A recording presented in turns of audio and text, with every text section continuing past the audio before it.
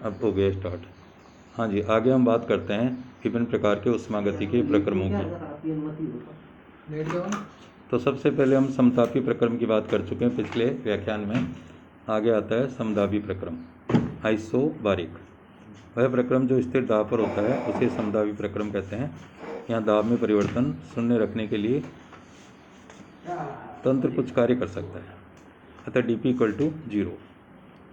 Next है रुद्धोष्म प्रक्रम, adiabatic process.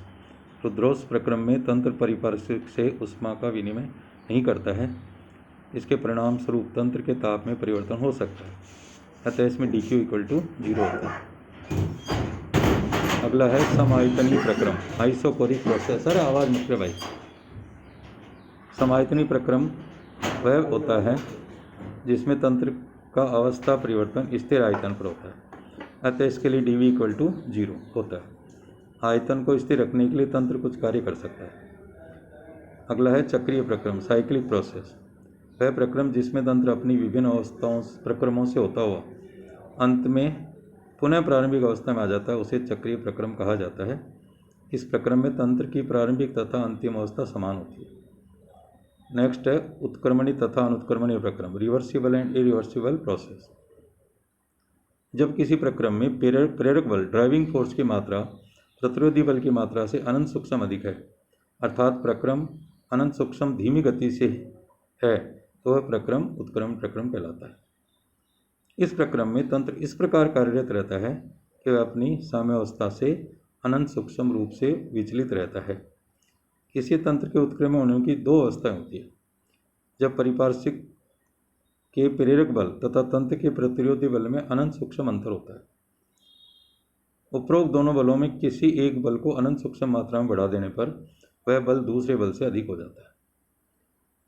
उत्क्रमण प्रक्रम में तंत्र तथा उसके परिपार्श्विक के अवस्था चरों में एक निश्चित अंतर होता है तथा ये एक दूसरे के साथ साम्य में नहीं होते हैं। उत्क्रमणी तथा अनुत्क्रमणी प्रक्रमों की तुलना। उत्क्रमण प्रक्रम ये अत्यंत मंद गति से होते हैं, अनुत्क्रमण प्रक्रम ये तीव्र गति से होते हैं। उत्क्रमण प्रक्रम किसी भी दिशा में हो सकते हैं, अनुत्क्रमण प्रक्रम केवल एक ही दिशा में होता है। उत्क्रमण प्रक्रम में प्रेरक बल प्रतिरोधी बल की तुलना में अनंत सूक्ष्म रूप से अधिक होता है। अनुत्क्रमण प्रक्रम इसमें प्रेरक बल प्रतिरोधी बल की तुलना में अत्यधिक होता है। उत्क्रमण प्रक्रम में प्रत्येक क्षण परिपार्श्विक के साथ साम्य रहता है। अनुत्क्रमण प्रक्रम में यह प्रक्रम पूर्णता की ओर अग्रसर रहता है। उत्क्रमण प्रक्रम से अधिकतम कार्य प्राप्त किया जा सकता है, जबकि अनुत्क्रमण प्रक्रम में प्राप्त कार्य की मात्रा कम होती है। उत्क्रमण प्रक्रम प्राय छोटे छोटे पदों में संपन्न होता है, जबकि अनुत्क्रमण प्रक्रम बड़े पद में ही संपन्न होता है।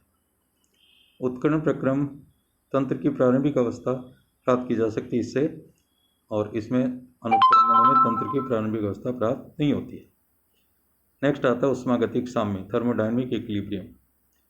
जब किसी तंत्र के स्थूल गुण साम्य के साथ परिवर्तित नहीं होते तो वह तंत्र ऊष्मागतिक साम्य में होता है। इसमें निम्नलिखित 3 प्रकार के साम्य अस्तित्व में हो सकते हैं, तापीय, यांत्रिक और रासायनिक। पहला है तापीय साम्य, थर्मल इक्विलिब्रियम। जब तंत्र के प्रत्येक भाग में ताप समान हो तथा समय के साथ इसमें कोई परिवर्तन न हो तो तंत्र तापीय साम्य में कहलाता है। इस स्थिति में तंत्र के एक भाग से दूसरे भाग में ऊष्मा का प्रवाह नहीं होता है। दूसरा है यांत्रिक साम्य।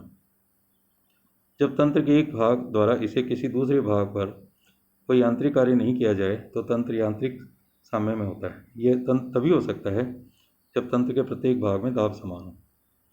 रासायनिक साम्य। जब किसी तंत्र की विभिन्न अवस्थाओं में रासायनिक संगठन समान होता है तो तंत्र रासायनिक साम्य में होता है। ओके, अब इसको इसी को करूँ क्या